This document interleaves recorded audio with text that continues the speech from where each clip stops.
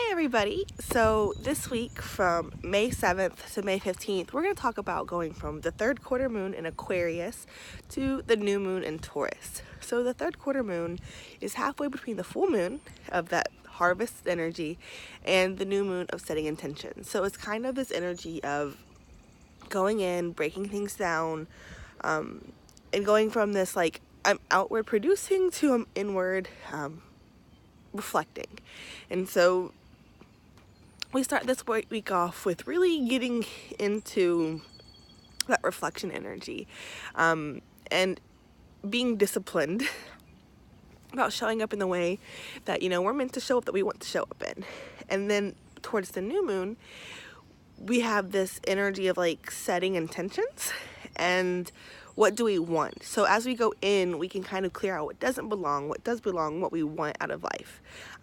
The third quarter moon's in Aquarius, so it's kind of like things are popping up that you didn't expect to about your path, and we're kind of just having to roll with them and integrate them into our new moon intention. So when it comes to the Taurus new moon on May 15th, really think about just what you value, what kind of things you want in your life in terms of stability, self-worth, resources and money, stuff like that, and just kind of give thought to the good you want to grow in your life. And Taurus energy is slow and steady. It takes time, so it's not something that you commit to and it happens the next day. So what, in terms of like long-term big growth, are you really looking for? So we're going to go from the Aquarius moon, which is about unexpected emotional energy popping up for us to deal with and kind of work with and integrate to help move us forward. This can be either like great epiphanies that are like, wow, this is exactly what I need, or it can be like, oh, I did not expect this to show up. Either way, it's going to help you dive into what's coming up and see what you can do with it. On the 8th, the moon goes into Pisces, and Pisces is this very spiritual soul energy. So you're going to be very sensitive, but it's a time to kind of dive into what you're feeling, what you're carrying with you, what you want out of life, and any emotional things that you don't need. It's a great time to release. Spend time alone. Your practice by yourself is very important in this energy. On the 11th, the moon goes into Aries. So you went through that cleanse, and now it's like, okay, what am I going to do? What are we going to bring into action? What are we going to start? And Aries energy is very much going into the unknown. So this is going to require a little bit of bravery to really just trust that, like, hey, these things I'm getting called to, they're worth it. They're worth starting. We don't always know if what we start is going to be finished, if it's going to be worth it. But it's still, when we get the call to start something, it's still important to start it. Because if we don't finish that particular task, it might lead us to something else we do start. So whatever it is, trust your instincts, go for it. You got this. And then on the 13th, the moon goes in Taurus, so we're much more grounded, stable, and it's like, okay, we started doing our thing, now let's give it some roots. Really weigh judgment of like, all right, what's worth investing in, what's not worth investing in.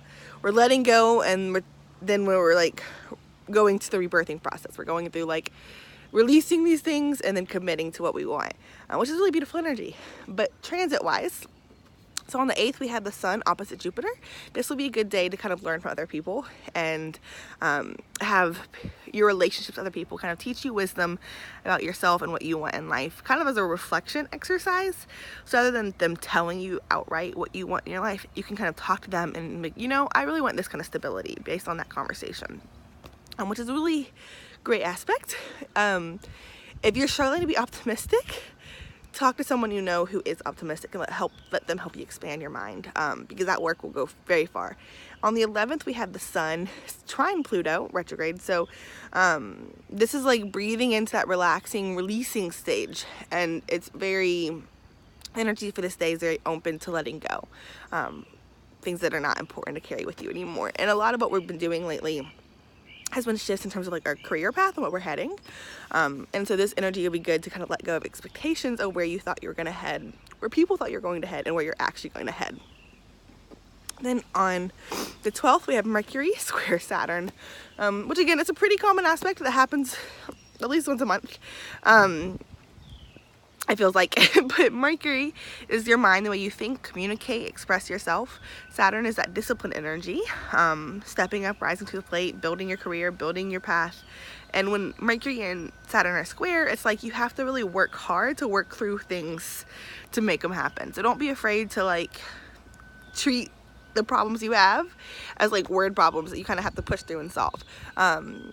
Get advice from people if you need to, get help from people if you need to, get other perspectives, but push through whatever's coming up, work through it, and you're gonna feel so happy you did. On the 13th, we have Mercury conjunct Uranus. And this is big because it's the last time these two planets are going to conjunct in Aries this period right now. And so Mercury is your mind, like I said. Uranus is unexpected. It's epiphanies. It's both accidents and miracles. It's people you meet who take you so much farther in life. It's awakening, it's opening, it's challenging who you are and what you expect, and giving you like, this is what it's about really. And so when Mercury and Uranus are conjunct, expect a lot of epiphanies to come up, a lot of revelations about your path and the things you want to do here. And it's not just in one area of your life, but a couple of different areas of your life that things are showing up. This might also manifest too through your like thinking styles, and you might have new ways of thinking kind of give birth at this time. But this energy is a lot of movement forward, and there's gonna be a little bit of pressure, like, oh, this epiphany, let's do it, let's do it, let's do it. Don't give in to that pressure. If you do it, that's fine, but either do it or wait until things kind of open up in a different way. That's okay. What you're getting now is kind of resources for later, which is really cool. Then we have Mercury moving into Taurus later on that day. So Taurus, again, that's a stability, that value, that commitment. So we're really going to slow things down and commit to our projects. We had Mercury retrograde in Aries, so there's been a lot of like, what are we starting? Let's rework things. All right, let's go with it. And now it's like, okay, we did that. Now let's commit to what we're doing and really invest in the long haul and giving our ideas and our projects the best in terms of our resources, our self-esteem, our value, our attention, our commitment, dedication, because things don't always happen overnight. So for a lot of projects, just focus on sticking with them and letting them develop on their own. On the 15th, we have that new moon, and then which is about the intentions and what you want, and your heart and your emotions are syncing up, so you can dive into that. Spend time alone, retreat, to really think and process and release.